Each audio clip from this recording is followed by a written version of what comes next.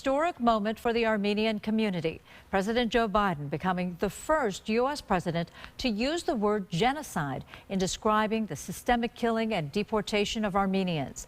Previous presidents have offered somber reflections on the annual commemoration of Armenian Genocide Remembrance Day, but have avoided using the term genocide out of concern it would complicate relations with Turkey, a key U.S. ally. Biden's statement reads in part, "We remember the lives of all those who died in the Ottoman-era Armenian genocide and recommit ourselves to preventing such an atrocity from ever happening again. We honor their story. We see that pain. We affirm the history. We do this not to cast blame, but to ensure that what happened is never repeated." Burbank Congressman Adam Schiff spent more than 2 decades asking for the genocide declaration.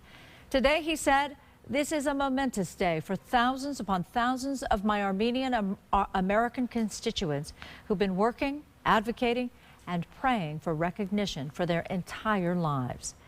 The Turkish Foreign Ministry is accusing the United States of distorting historical facts.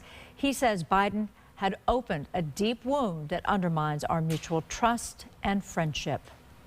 Brooke Thomas has been following today's developments, and she joins us now live from the scene of a large rally in Beverly Hills. Brooke, go ahead.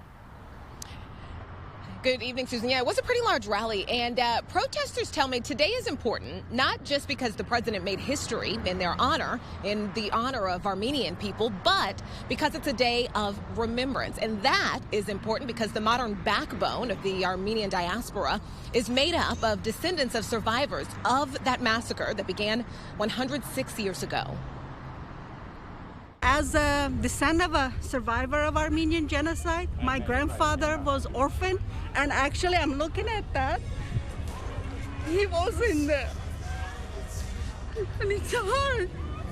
It's been 106 years. I lost him to World War II. My mom never got to know him. And if I can do justice for him, this is it. All of us trace our roots to the survivors, our parents, grandparents, great-grandparents, who have harrowing stories to tell about the journey of survival. More than 100 years ago, during a breakup of the Ottoman Empire, 1.5 million Armenians were killed by Ottoman Turkish forces. That number includes Armina Popjan's great-grandfather. My mom's grandma lost her first family to the genocide in 1915. He was an orphan because of the genocide, because of the Turkey. And he was from Kars. That was given. It would have been there, it would have been Armenia, but it was handed to Turkey. Here, take it. Many historians, the Catholic Church, the UN, all have long considered what happened the first genocide of the 20th century. But the U.S. government had avoided officially agreeing until now. Popjan says she almost had to pull her car over on the freeway when she learned President Biden went where those before him wouldn't. Saying in a statement, the American people honor all those Armenians who perished in the genocide that began 106 years ago. Closes up a shameful chapter in American history where the Turkish government got to exert the longest standing gag rule on any foreign government on the United States, a government policy. Armez Sahakian says this doesn't signify the end of the Armenian community struggle, but it is an important milestone in the eventual pursuit of truth and justice. Popjan says she's thankful that fight is in the hands of her son and other young Armenians. What happened today historically has to do with their generation. It's their work. They should be proud of them. I'm very proud of our young Armenians. Our ancestors fought so hard to even get us to where we are now. So I think it's the least that we owe to them. And if we don't do it, then what's going to happen to Armenians? You know, I think it starts with us, and it starts with us pushing through and constantly trying to get awareness, trying to raise money and do whatever we can, or else everything our ancestors did and went through was for nothing, you know.